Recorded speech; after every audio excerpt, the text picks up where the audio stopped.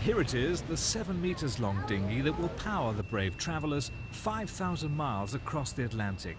The journey via Iceland, Greenland and Labrador has never been tried before in an open boat.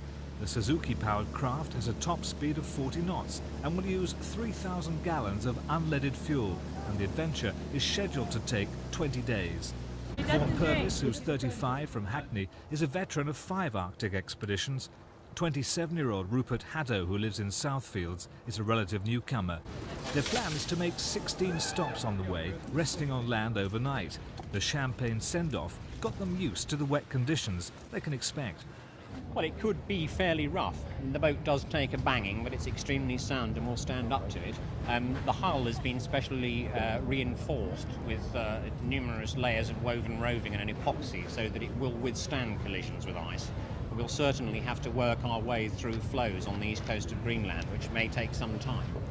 Are we running out of these records now? I mean, there's just one of the few left. No, it isn't, because I think the number of new things that can be done really just entirely depends upon the imagination of people. It's like, you know, the novel is dead, or, you know, easel painting is dead. Well, it's just up to people to imagine new things and new endeavours. It will be a phenomenal achievement to arrive. We're confident that we will, or we wouldn't be doing it.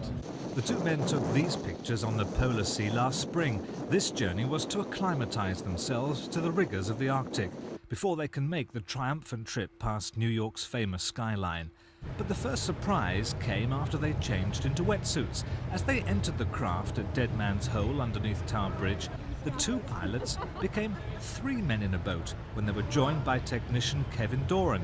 No one was expecting the extra adventurer, but he's now on board and will go all the way. History making, you know, can be a confusing business.